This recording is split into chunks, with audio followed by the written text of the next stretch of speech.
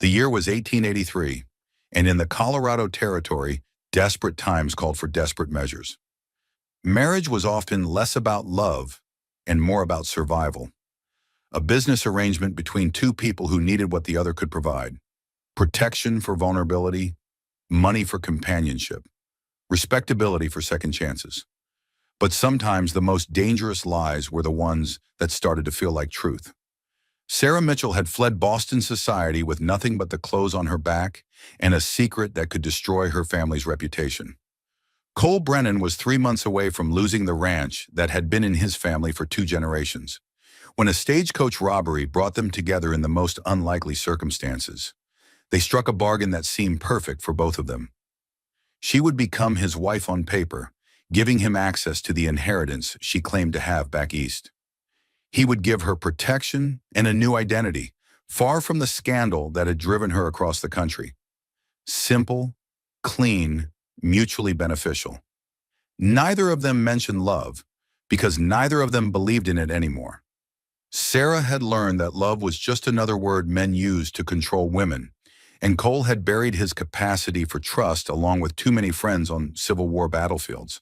Their arrangement was purely practical, a business deal sealed with vows that meant nothing to either of them. But the human heart has a way of ignoring contracts written by the mind. You're about to witness how two people who married for all the wrong reasons discovered something neither of them had been looking for. How Sarah Mitchell, who'd sworn never to trust another man, found herself falling for the one person who'd promised to protect her without trying to possess her. How Cole Brennan, who'd built walls around his heart thick enough to stop artillery, let those defenses crumble for a woman who was supposed to be temporary. This is the story of a marriage that was fake until it became dangerously real. Of two wounded souls who thought they were using each other, only to discover they were healing each other instead. Of lies that became truth, pretense that became passion, and a business arrangement that transformed into something worth fighting for. Neither Sarah nor Cole knew that their carefully constructed deception was about to be tested by enemies from both their pasts. They didn't know that choosing to trust each other would put both their lives in mortal danger. They only knew that somewhere between the fake smiles and practiced affection, something genuine had taken root. And in the unforgiving wilderness of Colorado Territory, where winter could kill you and neighbors were scarce, genuine love was the rarest treasure of all. The charade was about to begin. The danger was already closing in, and two hearts that had given up on love were about to discover that sometimes the best things in life come disguised as something else entirely. Sometimes the most perfect marriages are the ones that were never supposed to happen at all. The Winchester rifle cracked like thunder across the Colorado Valley, and Sarah Mitchell pressed herself deeper into the overturned stagecoach as bullets splintered the wood above her head. Blood ran down her temple where flying glass had cut her during the crash, and her expensive traveling dress was torn beyond repair. But she was alive when 3 other passengers weren't. The bandits had been thorough and professional, stopping the stage at the narrowest part of Devil's Canyon, where escape was impossible. They'd taken the strong box, the mail pouch, and whatever valuables the passengers carried, leaving bodies and wreckage scattered across the dusty trail. Sarah had survived by playing dead, lying motionless beneath the overturned coach while the outlaws rifled through the carnage. Now, as their hoofbeats faded into the distance, she faced a new problem. She was alone in hostile country, with no horse, no supplies, and no idea which direction led to civilization. The sun was already sliding toward the western peaks, and Sarah knew enough about frontier life to understand that spending a night in the open would likely finish what the bandits had started. She gathered what she could from the wreckage: a canteen half filled with warm water, a wool blanket, and a small Derringer pistol that had belonged to one of the deceased passengers. Sarah had just started walking east, hoping to find the next stage station, when she heard another sound that made her blood freeze. Hoofbeats again, but different this time. Slower, more deliberate, approaching from the opposite direction. She scrambled behind a boulder and cocked the Derringer, knowing it held only 2 shots and would be useless against multiple attackers. But when the rider came into view, Sarah saw only one man on a powerful bay horse, moving with the careful alertness of someone who'd seen the smoke and come to investigate. Cole Brennan had been riding fence when he'd spotted the vultures circling above Devil's Canyon. In this country, vultures meant death, and death usually meant trouble for everyone within 50 miles. He'd approached the crash site with his rifle ready, expecting to find either survivors who needed help or outlaws who needed killing. What he found was carnage that made his jaw tighten with familiar anger. He'd seen too much senseless violence during the war, and the sight of murdered travelers brought back memories he'd spent years trying to bury. But as he surveyed the wreckage, movement caught his eye, a flash of blue fabric behind the rocks. "Easy there," Cole called out, keeping his voice steady and non-threatening. "I'm not here to hurt anyone. Are you wounded?" Sarah stayed hidden, studying this newcomer through a gap in the rocks. He was tall and lean, with sun-weathered skin and dark hair that needed cutting. His clothes were practical, worn denim, leather vest, boots made for hard work rather than show. Most importantly, he wasn't wearing the kind of mask or bandana that marked him as one of the outlaws. "How do I know you're not with them?" Sarah called back, keeping the Derringer trained on his general direction. "Because if I was with them, you'd already be dead," Cole replied with matter-of-fact honesty. "I'm Cole Brennan. I own the Double B Ranch about 5 miles north. I saw the smoke and came to see if anyone needed help." Something in his voice, a combination of competence and weary decency, made Sarah decide to trust him. She stepped out from behind the boulder, and Cole felt his breath catch. Even disheveled and bloodied, she was beautiful in a way that spoke of education and refinement. This wasn't some frontier woman used to hardship. This was Eastern money and Boston breeding. "Miss?" Cole prompted as he dismounted and approached carefully. "Sarah," she said, then hesitated. "Sarah Mitchell." Cole noticed the hesitation but didn't comment. Everyone in the territory had secrets, and most of them had good reasons for keeping them.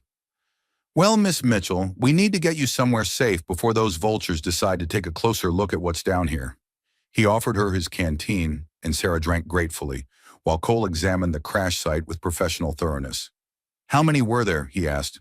4 men. They knew exactly what they were doing, stopped us at the narrowest part of the canyon, took everything of value, and rode off like they'd done it 100 times before. Cole nodded grimly. Probably had. This stretch of road's been hit 3 times in the last 2 months. Territorial marshals are spread too thin to patrol properly. He helped Sarah up onto his horse, settling her behind his saddle where she could hold on without impropriety. The ride to his ranch gave Sarah her first close look at Colorado territory. Vast stretches of grassland punctuated by stands of pine and aspen, mountains that rose like cathedral spires against the endless sky, and a sense of space so immense it made her feel both free and terrifyingly small. The Double B Ranch house was modest but well built, with thick log walls and a stone chimney that spoke of a man who planned to stay. Sarah noticed immediately that it was clean and organized, suggesting Cole lived alone, but wasn't a slob about it. "I can offer you a meal and a place to rest tonight," Cole said as he helped her down from the horse. "Tomorrow I'll take you into Copper Ridge, and you can catch the next stage east." Sarah felt panic flutter in her chest. East meant Boston, and Boston meant facing the scandal she'd fled.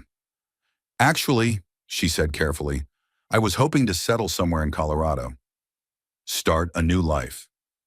Cole studied her face, noting the carefully controlled desperation behind her composed exterior. What kind of new life? Sarah had been improvising her story during the ride, building it around half-truths that would be easier to maintain. "I inherited some money from my aunt back in Boston. Nothing enormous, but enough to invest in land or business out here. I thought perhaps cattle ranching." She let the sentence trail off, watching Cole's expression change from polite interest to sharp attention. Sarah had chosen her lie carefully. Every rancher in Colorado was struggling with falling cattle prices and mounting debts. "How much money are we talking about?" Cole asked bluntly. $15,000. It's tied up in probate back east, but it should be available within 6 months. Cole felt his heart race. $15,000 would pay off his bank loan, buy new breeding stock, and leave enough left over to expand his operation. It was exactly the miracle he'd been praying for. "Miss Mitchell," he said slowly, "would you be interested in a business proposition?" "What kind of proposition?" Cole was quiet for a moment, weighing the risks against the potential rewards. "Marriage. A business arrangement. Nothing more. You need protection and a place to establish yourself in the territory. I need capital to keep my ranch from being foreclosed on by the bank. Sarah stared at him, caught off guard by his directness. You're proposing marriage to a woman you met 3 hours ago? I'm proposing a mutually beneficial business arrangement. Marriage would give you legal protection and social respectability. In exchange, you'd have a partner with local knowledge and connections who could help you invest your inheritance wisely. And what exactly would this marriage entail? Cole met her eyes steadily. Separate bedrooms, no physical expectations, complete financial transparency. Think of it as a partnership with legal documentation. When your inheritance comes through, we can discuss how to proceed, whether to make the arrangement permanent or dissolve it quietly. Sarah found herself seriously considering the offer. Marriage to Cole would give her everything she needed: a new identity, protection from anyone who might come looking for her, and time to figure out her next move. The fact that he was attractive didn't hurt, and his straightforward honesty was refreshing after years of dealing with men who hid their intentions behind false gallantry. What would people think about such a quick marriage? Sarah asked. That we're practical adults who recognize a good opportunity when we see one. Frontier marriages often happen fast. People don't have the luxury of long courtships when survival is at stake. And you're certain you can wait 6 months for the money? Cole nodded. I've got enough cash to cover expenses until then. What I need is the certainty that help is coming. Sarah made her decision with the same decisive clarity that had driven her to flee Boston. Mr. Brennan, you have yourself a deal. They shook hands formally, and Sarah felt something unexpected, a tiny spark of electricity when their palms touched. She quickly dismissed it as nervous excitement. This was a business arrangement, nothing more. We'll need to make this look convincing, Cole said. How much of your real background can you share without compromising whatever you're running from? Sarah appreciated his tactful way of acknowledging her secrets without demanding explanations. I can tell people I'm from Boston, that I came west to start over after a personal tragedy. The details of that tragedy need to remain private. Fair enough, and I'll need to know enough about your personality and preferences to make it seem like we've been corresponding and fell in love through letters. They spent the evening creating their cover story, sharing carefully edited versions of their histories, and establishing the fictional romance that had led to their quick engagement. Sarah proved to be intelligent and quick-witted, picking up on Cole's cues and adding realistic details that made their story more believable. One more thing, Cole said as they prepared to retire to separate bedrooms. Once we're married, we'll need to maintain the illusion consistently. That means public displays of affection, sharing meals, attending social functions together. Can you handle that? Sarah looked at this man who was offering her everything she needed in exchange for a business partnership disguised as love. He was handsome, honorable, and practical. Exactly the kind of husband any sensible woman would want, even without romantic feelings. Mr. Brennan, she said with a smile that was only partly forced, I think I can manage to pretend to be fond of you. Cole, he corrected, if we're going to be married, you should probably use my first name. Cole, Sarah repeated, testing how it felt on her tongue. And you should call me Sarah. As they stood in the lamplight of his modest parlor, both of them felt the weight of what they were undertaking. They were about to pledge their lives to each other based on nothing more than mutual need and carefully constructed lies. Neither of them mentioned the fact that pretending to be in love might be more dangerous than they'd imagined. Neither acknowledged that the spark they'd felt when shaking hands suggested their business arrangement might become complicated in ways they hadn't anticipated. All they knew was that tomorrow they would ride into Copper Ridge as an engaged couple, and by week's end, they would be married to a virtual stranger. In the Colorado Territory of 1883, stranger things had happened, but few had carried such potential for either salvation or disaster. As Sarah settled into the guest bedroom that would be hers for only a few more days, she reflected on how dramatically her life had changed in the span of one afternoon. This morning she'd been a desperate fugitive, with no prospects and no hope. Tonight she was an engaged woman with a future, even if that future was built on carefully constructed deceptions. Cole lay in his own bed, staring at the ceiling and wondering if he'd just made the smartest decision of his life or the most foolish. $15,000 would solve all his immediate problems, but taking a wife, even a wife in name only, would create new complications he couldn't predict. Neither of them slept well that first night, but both were committed to seeing their arrangement through. They'd made a bargain based on mutual need, and both were determined to honor their end of it. What they didn't know was that bargains based on mutual need sometimes evolved into something neither party had anticipated. And in the case of Sarah Mitchell and Cole Brennan, that evolution was about to begin whether they were ready for it or not. Outside, Colorado winds whispered through the pines, carrying the promise of change and the scent of approaching winter. Inside the Double B Ranch house, two strangers prepared to become husband and wife for all the wrong reasons. Sometimes the wrong reasons turned out to be exactly right. The wedding ceremony took place on a Thursday morning in the parlor of Reverend William Hayes, with the preacher's wife serving as witness and a bouquet of wildflowers hastily picked from the church garden. Sarah wore her only remaining decent dress, a deep green silk that had survived the stagecoach crash, while Cole had managed to find a clean white shirt in his father's old black suit. They exchanged vows with the practiced sincerity of actors who'd rehearsed their roles well. When Reverend Hayes pronounced them husband and wife and told Cole he could kiss his bride, the moment felt surreal to both of them. Cole's lips brushed Sarah's gently, and for just an instant, neither of them was acting. "Well," Sarah said quietly as they walked out of the parsonage as Mr. and Mrs. Cole Brennan, "I suppose that makes it official." "The easy part's done," Cole replied. "Now we have to convince everyone else." Their first test came immediately. Word of Cole Brennan's sudden marriage had spread through Copper Ridge faster than wildfire, and half the town seemed to be lingering on Main Street to get a look at his mysterious bride.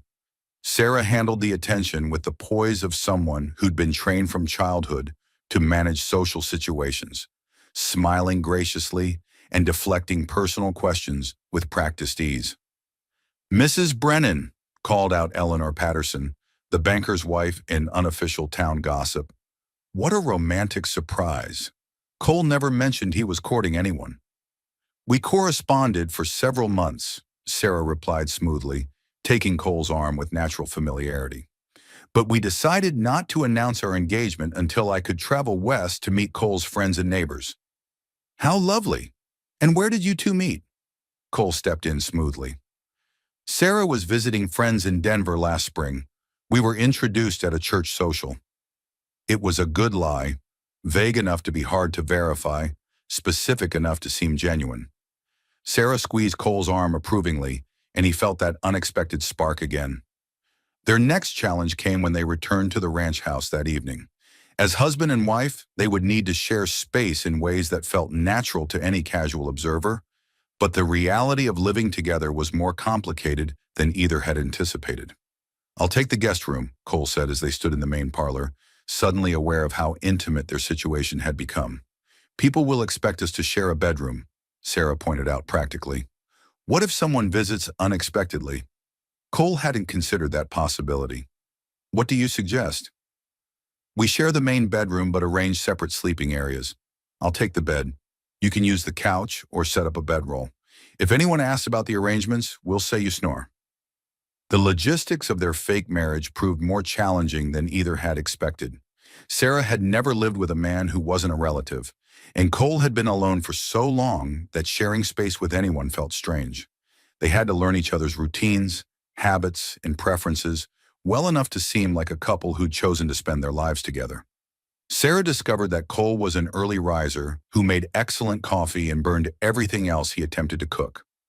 Cole learned that Sarah read voraciously, had opinions about everything, and possessed a dry sense of humor that emerged when she felt comfortable. "This isn't going to work if we're constantly awkward around each other," Sarah observed after their third day of carefully choreographed politeness. "We need to actually get to know each other." They began spending their evenings talking, sharing stories that were true but carefully edited, discussing books, debating politics, revealing personality quirks and preferences. Sarah told Cole about growing up in Boston society, the pressures and expectations that had shaped her, her love of music and literature. Cole shared stories about building the ranch, his experiences in the war, his dreams for expanding his cattle operation.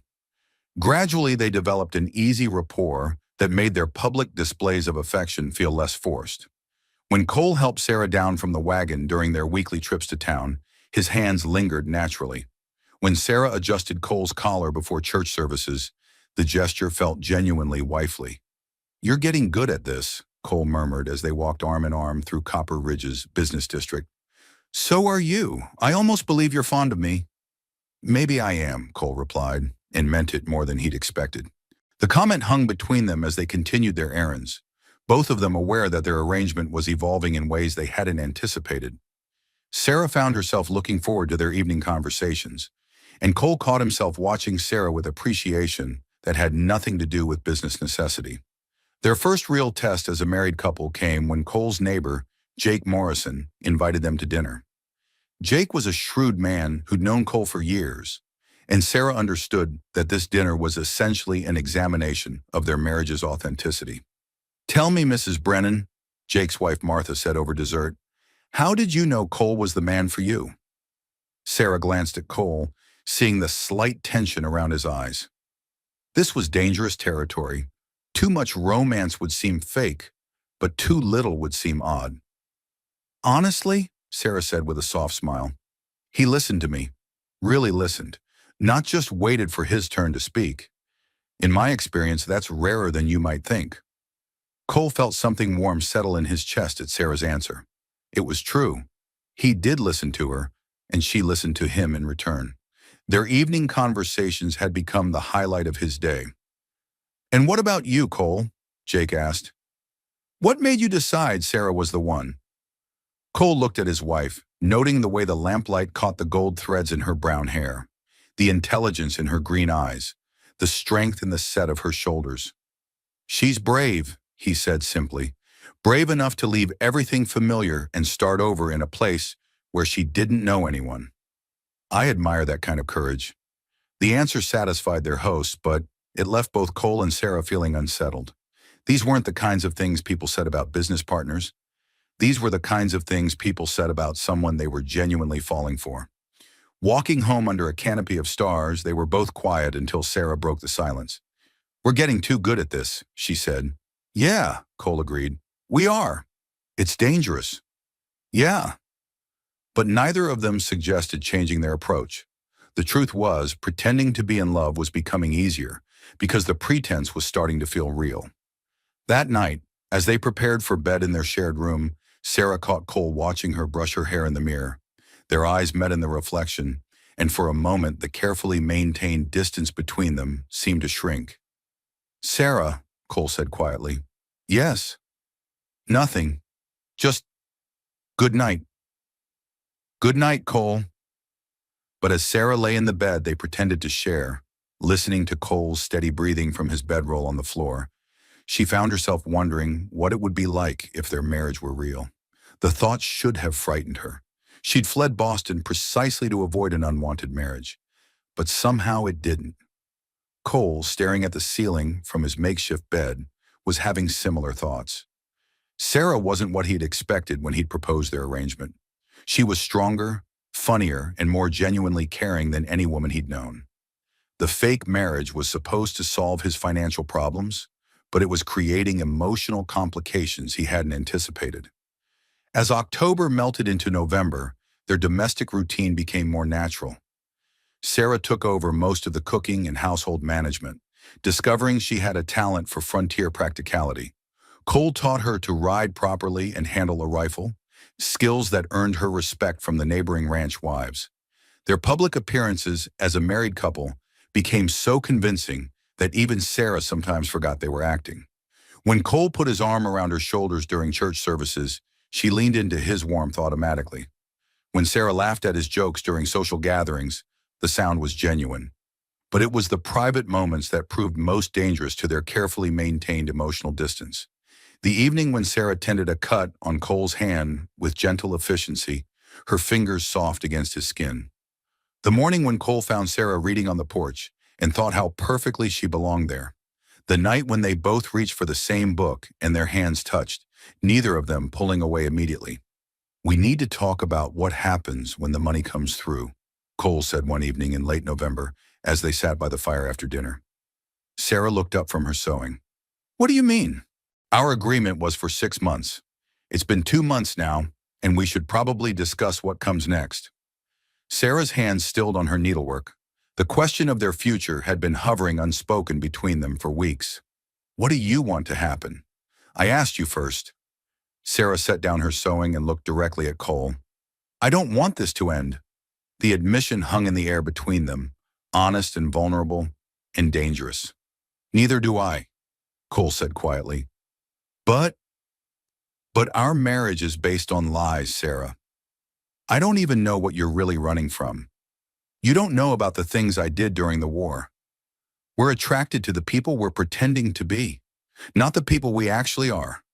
Sarah felt tears prick her eyes, though she couldn't say exactly why. Maybe the people we're pretending to be are the people we actually are. Maybe we just needed permission to be them. Cole stood up and walked to the window, staring out at the November darkness. What if you knew something about me that changed how you felt? What if your past caught up with you in a way that put us both in danger? Then we'd face it together, Sarah said. That's what married couples do. We're not really married, Sarah. Not in any way that matters.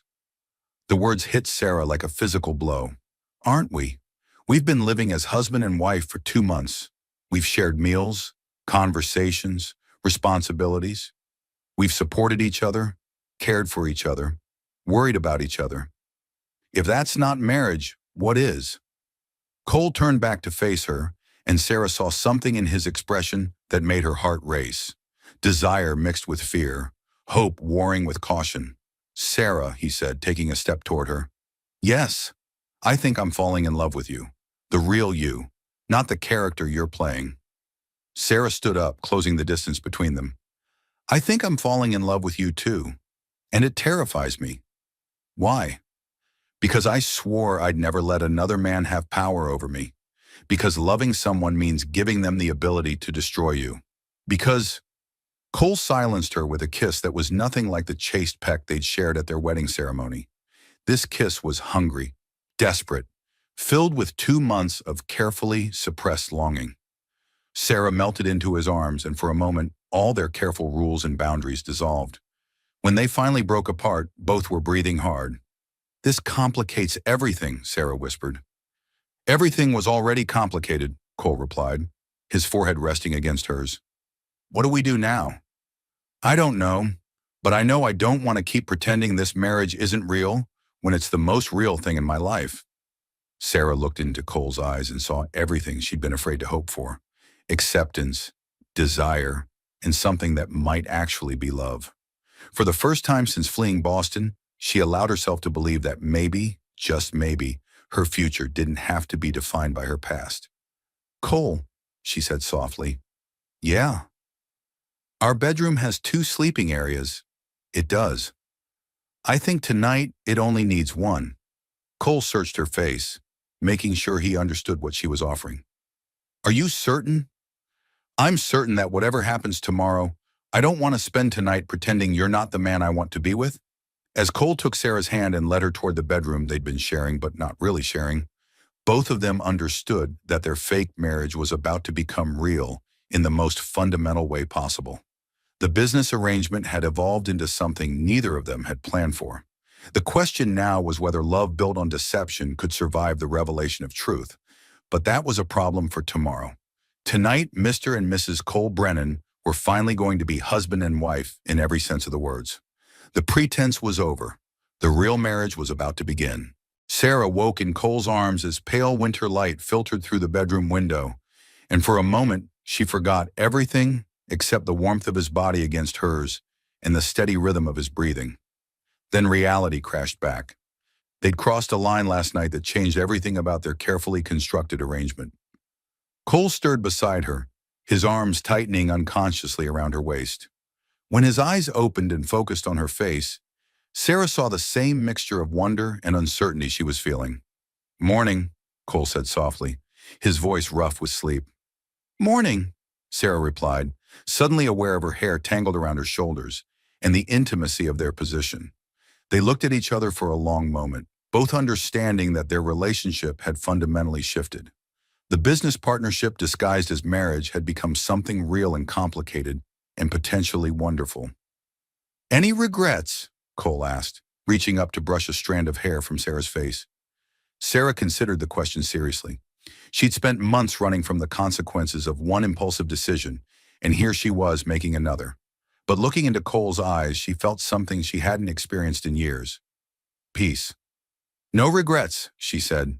"You?" "None," Cole replied and meant it completely. They might have stayed in bed longer, exploring this new dimension of their relationship, but the sound of hoofbeats in the yard brought them both bolt upright. Cole was out of bed and reaching for his rifle before Sarah had fully processed the sound. "Stay here," Cole ordered, pulling on his pants and shirt with practiced efficiency. Through the window, Sarah could see a lone rider approaching.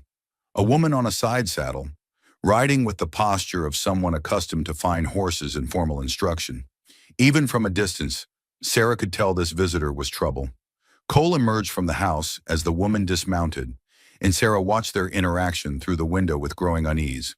The visitor was beautiful in a delicate, expensive way that spoke of Eastern finishing schools and unlimited dress allowances. More troubling was the familiarity in her posture as she spoke to Cole. This wasn't a stranger making a social call.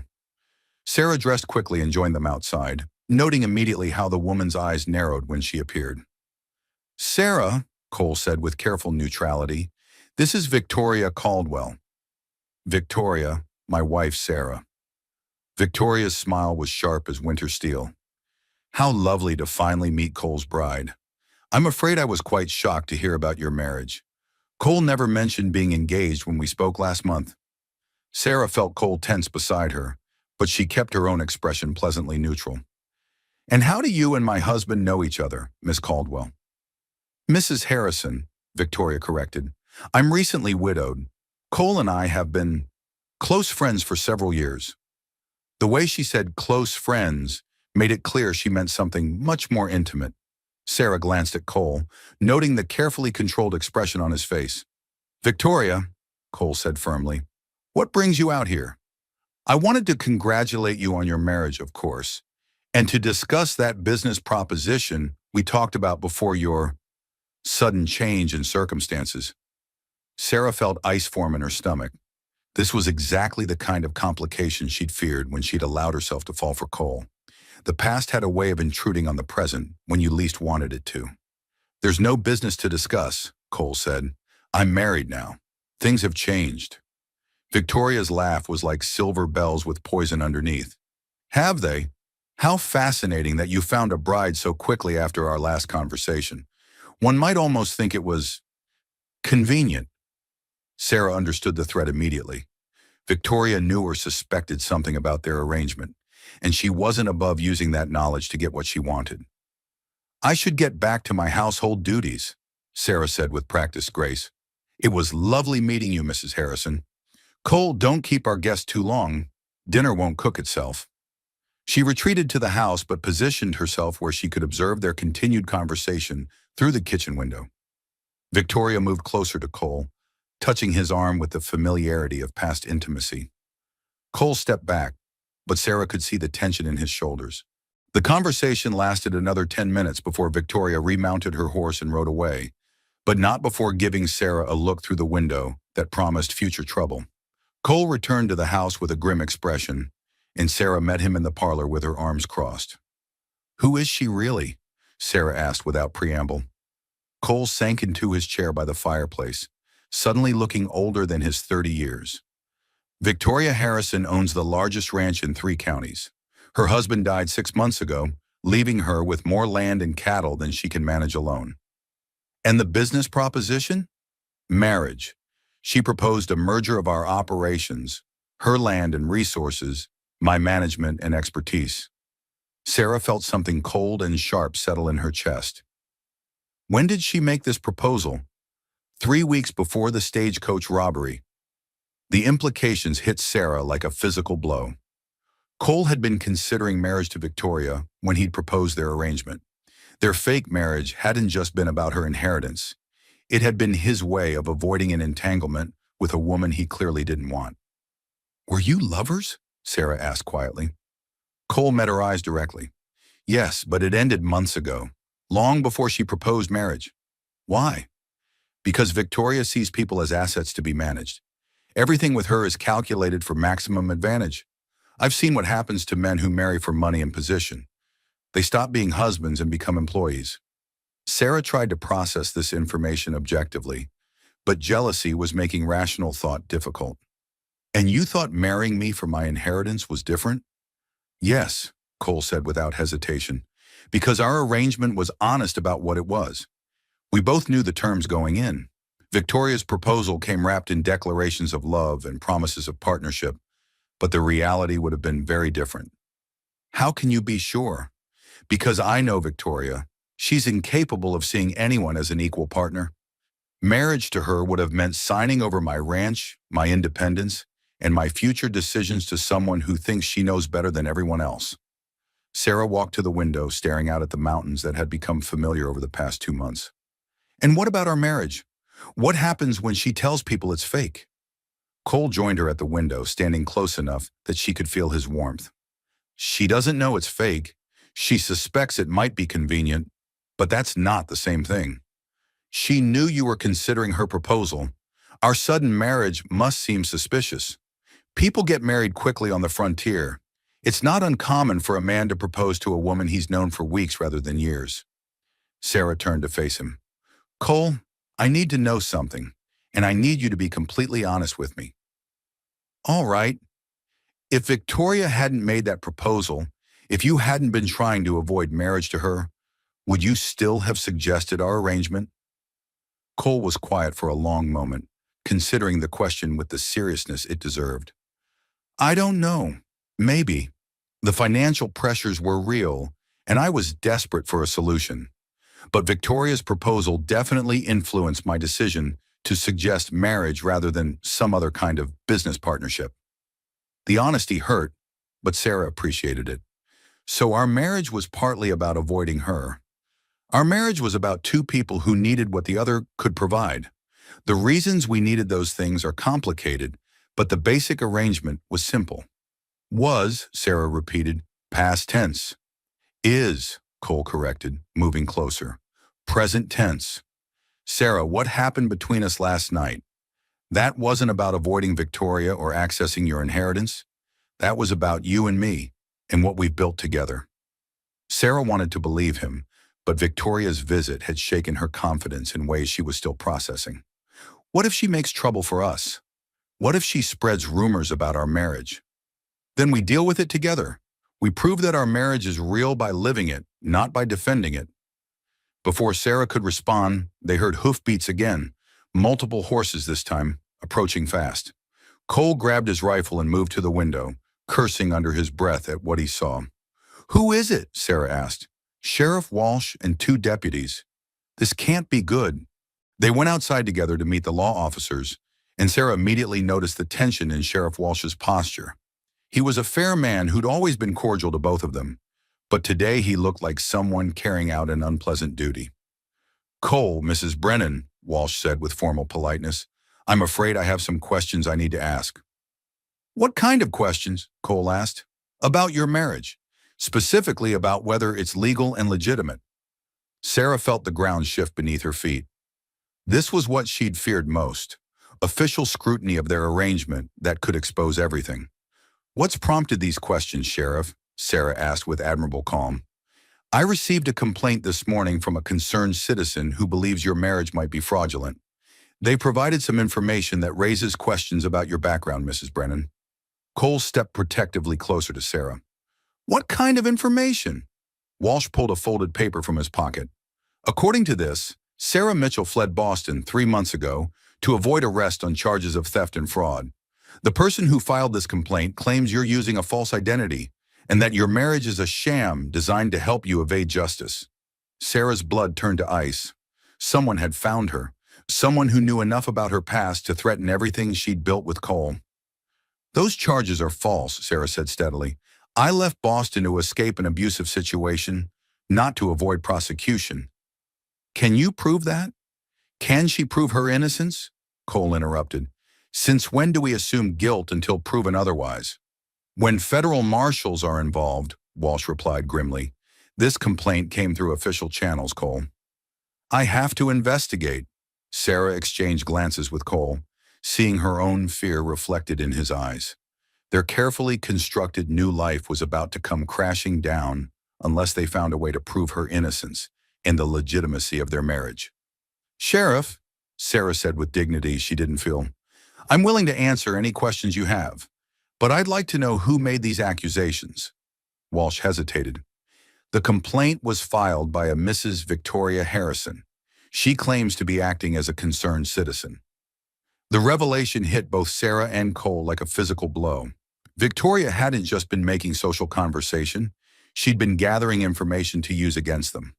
Somehow she'd discovered Sarah's past and was using it to destroy their marriage. I see, Sarah said quietly. And what exactly does Mrs. Harrison claim I've done? According to her, you embezzled money from a Boston charity organization and fled before charges could be filed. She says your inheritance story is fabricated and your marriage to Cole is designed to give you legal protection while you hide from federal authorities. Sarah felt Cole's eyes on her, waiting for her denial, her explanation, her assurance that Victoria's accusations were completely false. But the truth was more complicated than Cole knew, and Sarah realized she was about to lose everything she'd come to love. Sheriff, she said carefully, I'd like to speak with my husband privately before we continue this conversation. Walsh nodded. You've got 10 minutes. But Mrs. Brennan, I should warn you that federal marshals are already on their way from Denver. If these charges are legitimate, running again will only make things worse. As the sheriff and his deputies moved away to give them privacy, Sarah turned to face Cole with her heart breaking. The time for partial truce had passed. Cole, she said quietly, there's something I need to tell you. Just tell me Victoria's lying, Cole said. Tell me you didn't embezzle money, and we'll figure out how to prove it.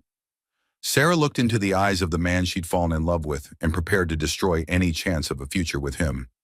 I can't tell you that, she said, because it's not entirely a lie. The silence that followed was deafening. Sarah watched as understanding, betrayal, and hurt played across Cole's features in rapid succession. What did you do, Sarah? I took money that belonged to the Boston Ladies Charitable Society, $500 from their emergency fund. Why? Sarah's voice broke as she continued. Because my fiancé, the man my father wanted me to marry, was using the charity as a front for money laundering. He was stealing thousands of dollars meant for orphanages and hospitals, and when I found out and threatened to expose him, he framed me for the theft. So you didn't steal the money? I did steal it, but only after I discovered what he was doing, and only because I was trying to preserve evidence of his crimes. I took the money and the financial records that proved his guilt, intending to turn everything over to the authorities. What happened? He discovered what I'd done before I could expose him. He convinced my father that I was the thief, and my father chose to believe him rather than his own daughter. When they threatened to have me arrested, I ran. Cole was quiet for a long moment, processing this information. Do you still have the evidence? Yes, it's hidden in my personal belongings. Then we can prove your innocence. Can we? My word against his, with $500 missing and me fleeing the scene like a guilty person? Who's going to believe that? Cole took Sarah's hands in his, and she was surprised to see determination rather than condemnation in his eyes. I believe you, he said simply. Even though I lied to you about my past, you didn't lie. You just didn't tell me everything. There's a difference. Sarah felt tears she'd been holding back finally spill over. Cole, I've destroyed everything. Victoria knows the truth.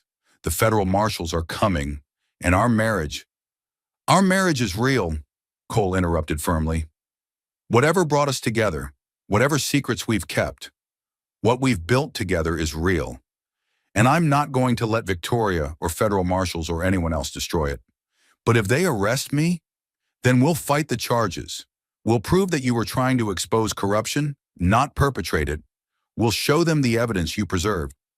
Sarah looked at this man who'd promised her protection and was now offering to risk everything to keep that promise. Why would you do that for me? Because I love you, Cole said without hesitation. The real you, including your past mistakes and complicated history. Because you're my wife, and protecting you is what husbands do. Before Sarah could respond, Sheriff Walsh approached again. Time's up. Mrs. Brennan, I need to ask you to come with me. Sheriff, Cole said, stepping between Walsh and Sarah, my wife is willing to cooperate fully with your investigation, but she's not going anywhere until we've had a chance to gather evidence that will prove her innocence. Cole, I can't. You can and you will, Cole said with the authority of a man accustomed to being obeyed. Sarah, go get those financial records. Sheriff, you're welcome to examine everything she has, but you're going to do it here, where she has legal counsel and protection. What legal counsel? Walsh asked.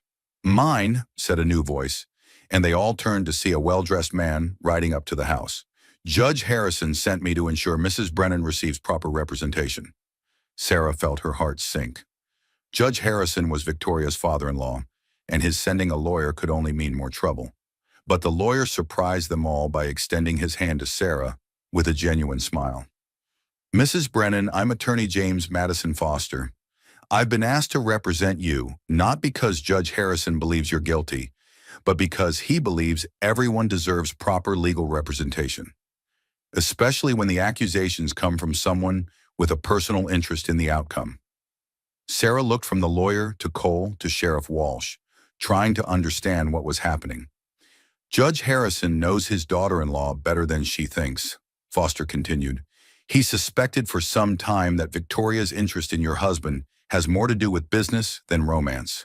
When she filed these charges, he decided to make sure you got a fair hearing. For the first time since Victoria's visit, Sarah felt a spark of hope. Maybe their love story wasn't doomed after all. Maybe with the right help and the evidence she'd preserved, she could clear her name and build a real future with Cole. But first, she had to trust him completely, with her evidence, her secrets, and her heart. Cole, she said, taking his hand, let's go get those records. It's time to tell the whole truth. As they walked toward the house together, Sarah realized that their fake marriage had survived its first real test. Cole had chosen to believe her, protect her, and fight for her, even when he'd learned she wasn't who he'd thought she was. Maybe love built on deception could survive after all. Maybe honesty, even when it came late, was enough to build something real and lasting. But first they had to defeat Victoria Harrison and prove that some marriages, even the ones that started as business arrangements, were worth fighting for. The leather satchel Sarah retrieved from her trunk contained more than just evidence.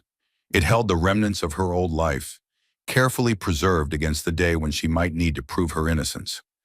As she spread the documents across Cole's kitchen table, she felt like she was laying her soul bare for examination.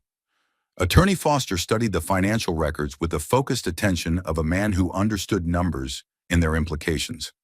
Sheriff Walsh looked over his shoulder, while Cole stood protectively beside Sarah's chair. The tension in the room was thick enough to cut with a knife. These are remarkable documents, Foster said finally. Mrs. Brennan, do you understand what you have here? Evidence of systematic theft from charitable funds, Sarah replied.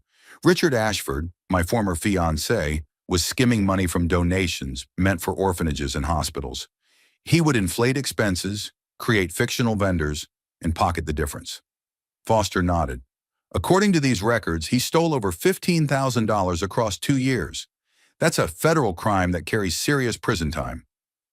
Then why was I the one being accused? Sarah asked. Because he needed a scapegoat when his activities were about to be exposed. Framing you served two purposes. It shifted blame away from him and discredited the person most likely to expose his crimes. Sheriff Walsh frowned at the documents. If these records prove Ashford's guilt, why didn't you present them to the authorities in Boston? Sarah's hands trembled slightly as she answered. Because my father was one of the charity's board members. Richard convinced him that I had created these false records to cover my own theft. My father chose to believe the man he'd selected as my future husband over his own daughter. Cole reached for Sarah's hand, offering silent support as she continued. When they threatened to have me arrested, I panicked and ran. I thought if I could get far enough away, I could find someone who would believe me and help me prove the truth. But you took $500 when you left, Walsh pointed out. From my own trust fund, Sarah said firmly. Money that was legally mine, held in an account Richard had access to as my fiancé. I took it because I knew he would freeze my assets the moment I was gone. Foster looked up from the documents with something approaching admiration. Mrs. Brennan, these financial records are meticulously organized and completely damning. If you were truly guilty of theft, why would you preserve evidence that exonerates you and implicates someone else? That's what I've been trying to tell people, Sarah said. But apparently fleeing Boston made me look guilty, regardless of my reasons. Actually, Foster said with a slight smile, fleeing Boston might have been the smartest thing you could have done. If you'd stayed and been arrested on Ashford's fabricated charges, these documents might have been conveniently lost or destroyed before they could be examined properly. Cole felt relief flooding through him as he watched the lawyer and sheriff study Sarah's evidence. Everything she'd told him was being corroborated by the documentation she'd carefully preserved. There's just one problem, Walsh said slowly. Even if these documents prove Mrs. Brennan's innocence, they don't necessarily prove her marriage to Cole is legitimate. What do you mean? Sarah asked. Victoria Harrison claims your inheritance story is false, that you don't actually have money coming from Boston. If that's true, then your marriage to Cole might still be considered fraudulent. Sarah felt her stomach drop. This was the one area where Victoria's accusations came dangerously close to the truth. Sheriff, Cole said carefully, my wife's financial situation is between her and me. Whether she has an inheritance coming or not doesn't change the fact that we're legally married. It might if the marriage was entered into under false pretenses. Foster looked up from the documents with interest. Is there some question about Mrs. Brennan's financial resources? Sarah and Cole exchanged glances, both understanding that this was the moment when their carefully constructed story might unravel completely. My inheritance situation is complicated, Sarah said carefully. The money is real, but accessing it requires resolving my legal situation in Boston first. It wasn't exactly a lie, Sarah reasoned. If she could clear her name, she could return to Boston and reclaim the trust fund that Richard had undoubtedly convinced her father to freeze.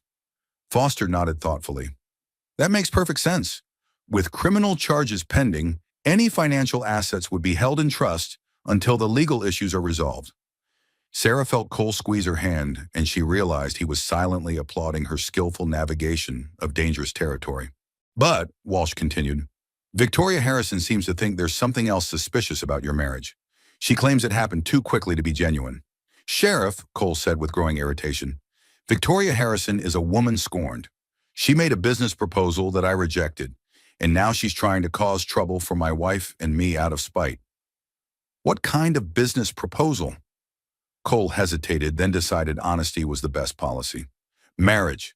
Victoria wanted to merge our ranch operations through matrimony. I declined because I didn't love her and didn't want a marriage based purely on business convenience. Sarah felt a stab of irony at Cole's words, considering that their own marriage had started as exactly that kind of business arrangement. So you're saying Mrs. Harrison's accusations are motivated by romantic jealousy? I'm saying they're motivated by a woman who isn't accustomed to being told no. Foster cleared his throat. Sheriff, I think we're losing sight of the real issue here. Mrs. Brennan has provided compelling evidence that she's the victim of a criminal conspiracy, not the perpetrator of one. Her marriage to Mr. Brennan is properly documented and legally binding. Unless you have specific evidence of fraud beyond the word of someone with an obvious conflict of interest, I see no grounds for federal intervention. Walsh looked uncomfortable. The federal marshals are still coming. They'll want to interview Mrs. Brennan personally. And she'll be happy to cooperate, Foster said smoothly. But she'll do so as a witness helping to build a case against Richard Ashford, not as a suspect fleeing prosecution. Sarah felt something close to hope building in her chest.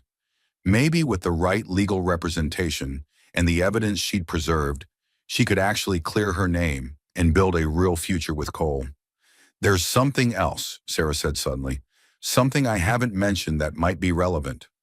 All three men looked at her with interest. Before I left Boston, I sent copies of some of these financial records to a journalist I trusted, a man named Thomas Whitmore, who specialized in exposing corruption. If he received them and investigated, there might be additional evidence of Richard's crimes. Foster's eyes lit up. Mrs. Brennan, You might have just provided the key to not only clearing your name, but ensuring Richard Ashford faces justice for his crimes. But how do we contact this journalist? Walsh asked. I can send a telegram, Sarah said. If Thomas is still investigating, he'll respond quickly. Cole squeezed Sarah's hand again, and she saw pride in his eyes along with relief. My wife is not only innocent, he said. She's been working to expose corruption from the beginning. That doesn't sound like the behavior of a guilty person to me. As Sheriff Walsh and Attorney Foster discussed the next steps in clearing Sarah's name, she and Cole stepped outside for a moment of privacy. You did good in there, Cole said, pulling her into his arms. I was terrified they wouldn't believe me. I believed you. That's what mattered most to me. Sarah looked into Cole's eyes and saw something that made her heart race. Complete acceptance, unwavering support, and love that didn't depend on her being perfect or unburdened by past mistakes. Cole, she said softly, there's still the matter of our marriage. Even if we clear my name, our relationship started as a business arrangement. If you want to... Cole silenced her with a kiss that left no doubt about his feelings. Sarah Brennan, he said when they broke apart, our marriage might have started as a business arrangement, but it's real now. As real as anything I've ever felt. I don't care if your inheritance never materializes. I don't care if we have to start over with nothing but this ranch and each other. What I care about is building a life with the woman I love. Even though I lied to you about my past, you didn't lie. You protected yourself until you felt safe enough to tell the truth. There's a difference. Sarah felt tears of relief and gratitude flowing down her cheeks. I love you too, Cole. More than I ever thought possible. Then that's all that matters. Everything else, Victoria's schemes, federal marshals, clearing your name, we'll handle together. As they stood in each other's arms on the porch of the ranch that had become their home, Sarah realized that their fake marriage had become the most genuine relationship of her life. They'd started as strangers, making a business deal, but they'd become partners in every sense of the word. Mrs. Brennan, Attorney Foster called from inside the house. I think we should send that telegram to your journalist friend immediately. Sarah squeezed Cole's hand and smiled. Ready to finish clearing my name so we can start our real life together? I've been ready since the day I married you, Cole replied. As they walked back into the house to continue fighting for Sarah's innocence and their future together, both of them understood that their love had been tested by truth and emerged stronger than ever. The fake marriage was officially over. The real marriage was just beginning. But first, they had to defeat Victoria Harrison once and for all, and Sarah had an idea about how to do exactly that. The telegram from Thomas Whitmore arrived 2 days later, and its contents exceeded Sarah's wildest hopes. Not only had the journalist received her evidence, but he'd been building a comprehensive case against Richard Ashford for months. 3 other women had come forward with similar stories of theft and fraud, and federal authorities in Boston were preparing arrest warrants. Mrs. Brennan, Attorney Foster said as he read the telegram aloud, according to Mr. Whitmore, you're considered a key witness, not a suspect. The federal marshals coming to Colorado have been instructed to escort you back to Boston to testify against Ashford, not to arrest you. Sarah felt a weight she'd been carrying for months finally lift from her shoulders. So, I'm not a fugitive anymore? You never were a fugitive. You were a victim who had the courage to preserve evidence and flee an untenable situation. Cole wrapped his arms around Sarah from behind, and she leaned into his strength gratefully. What happens now? Now we wait for the federal marshals to arrive and verify your identity. Then you'll need to decide whether you want to return to Boston to testify. Of course I do, Sarah said without hesitation. Richard needs to face justice for what he's done. What about the ranch? Cole asked. I can't leave during calving season. Foster smiled. Actually, according to Mr. Whitmore's telegram, the trial isn't scheduled until late spring. Mrs. Brennan would need to return to Boston in April, which should give you both time to plan. Sarah turned in Cole's arms, seeing her own relief reflected in his eyes. We did it. We actually cleared my name. You did it, Cole corrected, by being brave enough to preserve the evidence and smart enough to get it to someone who could help. Their celebration was interrupted by the sound of multiple horses approaching the ranch. Through the window, they could see federal marshals in official uniforms, but they were accompanied by an unexpected visitor, Victoria Harrison, riding with the confidence of someone who believed she was about to witness Sarah's arrest and downfall. "Showtime," Foster murmured, gathering his papers. They met the marshals outside, with Sarah standing proudly beside Cole, rather than hiding behind him. The lead marshal, a professional-looking man with graying temples, dismounted and approached with official courtesy. "Mrs. Sarah Brennan?" he asked. "Yes," Sarah replied steadily. "I'm Federal Marshal David Crawford. I believe you've been expecting us." "We have, and I believe you've been expecting these." Sarah handed him copies of the financial records that documented Richard Ashford's crimes. Marshal Crawford examined the documents briefly, then nodded with satisfaction. "Mrs. Brennan, these records match what we've already received from Mr. Whitmore in Boston. You're to be commended for your courage in preserving evidence and coming forward." Victoria had dismounted and approached close enough to hear the conversation, and Sarah saw her face pale as she realized how wrong she'd been about the situation. "I don't understand," Victoria said. "The charges were fabricated by a man trying to cover his own crimes," Marshal Crawford said bluntly. "Mrs. Brennan is a victim and a witness, not a criminal." Victoria's composure cracked completely. "But the marriage, surely it's still fraudulent. She married Cole under false pretenses." Sarah felt Cole tense beside her, but she stepped forward to address Victoria directly.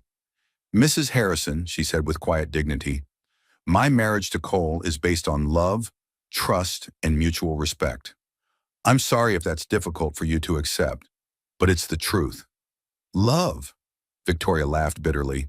"You married him for money. Everyone knows it." "I married him," Sarah said clearly, "because he's the finest man I've ever known. And he married me because he chose to believe in me when everyone else was ready to condemn me. If that's not love, I don't know what is." Marshal Crawford looked between the two women with growing understanding. "Mrs. Harrison, I believe your concerns about Mrs. Brennan's marriage are outside federal jurisdiction. Unless you have evidence of specific crimes, this matter is closed." Victoria looked around desperately, realizing her scheme had backfired completely. Not only had she failed to destroy Sarah's marriage, but she'd exposed her own vindictive motivations to federal authorities and the local community. "This isn't over," Victoria said, but her threat lacked conviction. "Yes, it is," Cole said firmly. "Victoria, you need to accept that Sarah and I are married, we're happy, and we're going to stay that way. Find someone else to merge your ranch with." As Victoria remounted her horse and rode away in defeat, Sarah felt a sense of completion she hadn't experienced since fleeing Boston. All her secrets were out in the open, her name was cleared, and the man she loved was standing beside her, ready to face whatever came next. "Mrs. Brennan," Marshal Crawford said, "we'll need you to return to Boston in April to testify against Ashford. The government will cover all travel expenses, and you'll be provided protection throughout the legal proceedings." "Will my husband be able to accompany me?" "Certainly, in fact, we'd prefer it. Having family support often makes witnesses more effective."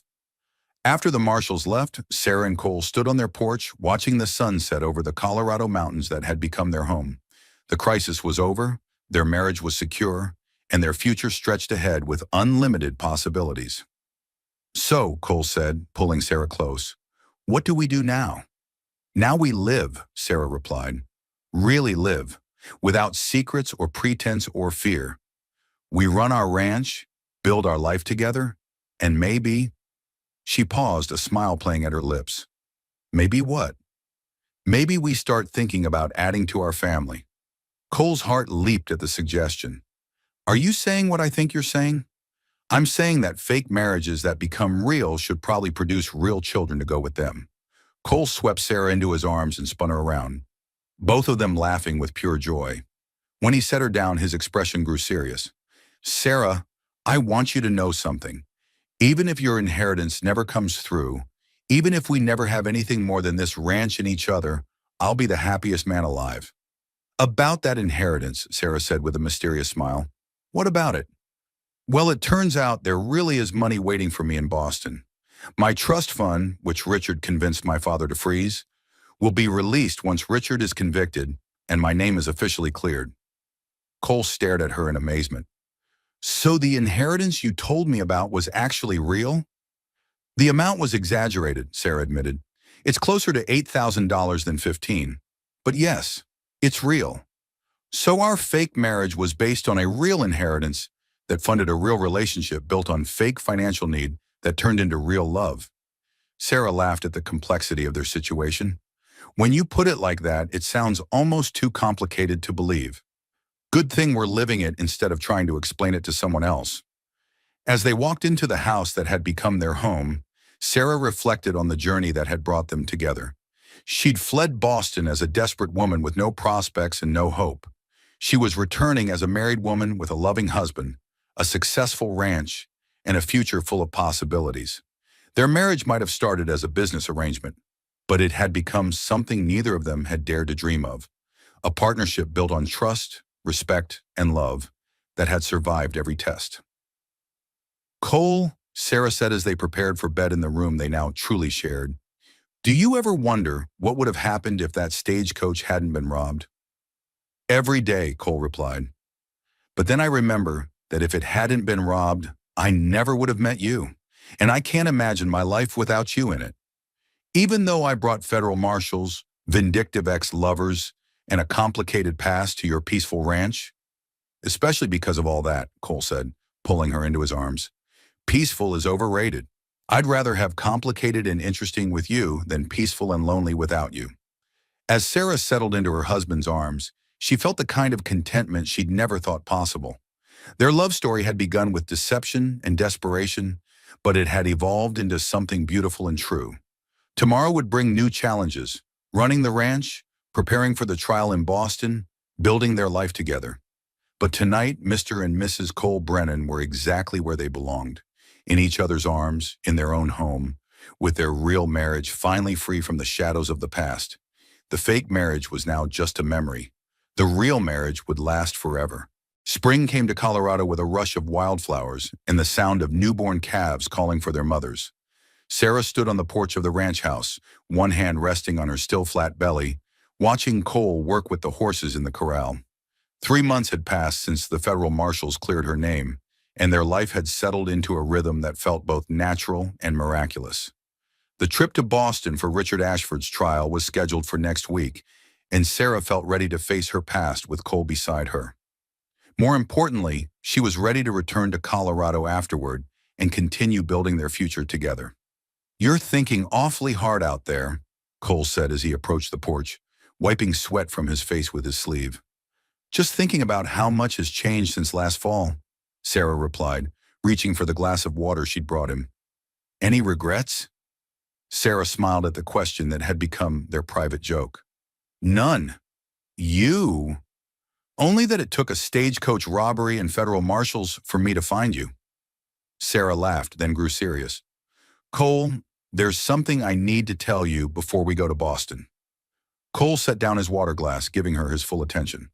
What is it? I'm pregnant. For a moment, Cole was completely still.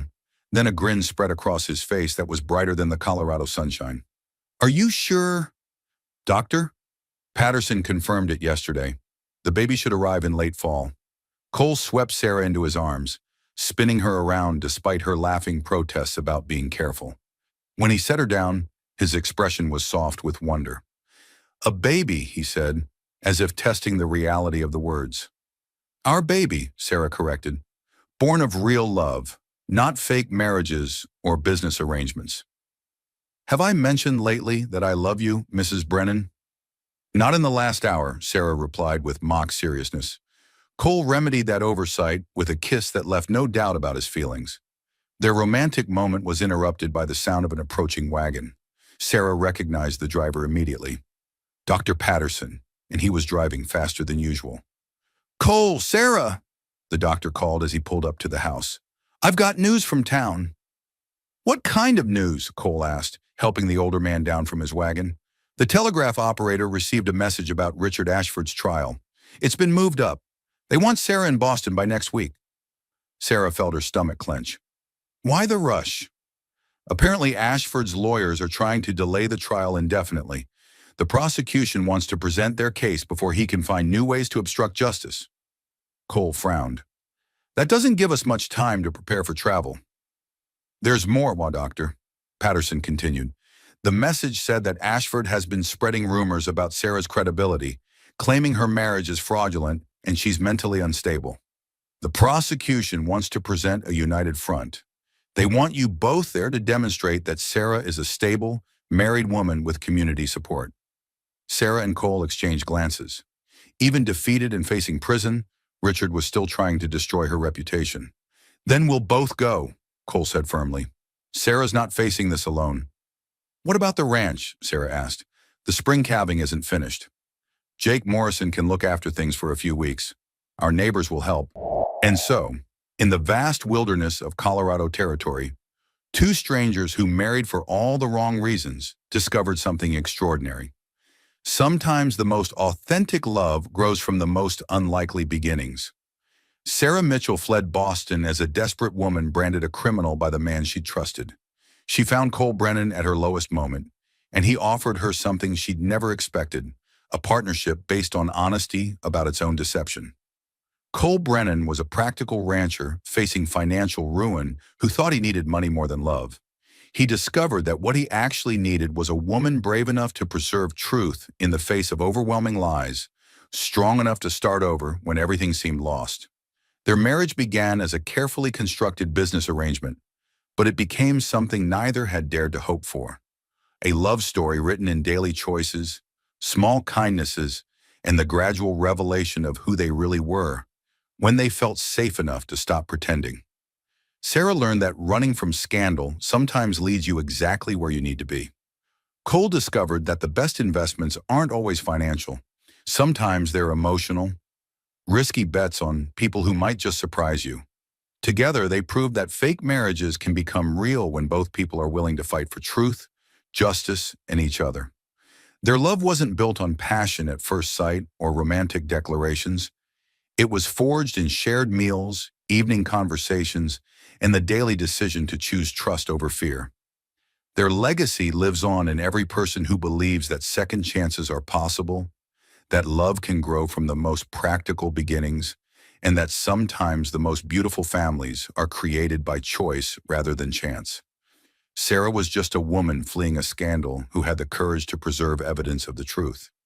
Cole was just a rancher who chose to believe in someone when everyone else was ready to condemn her.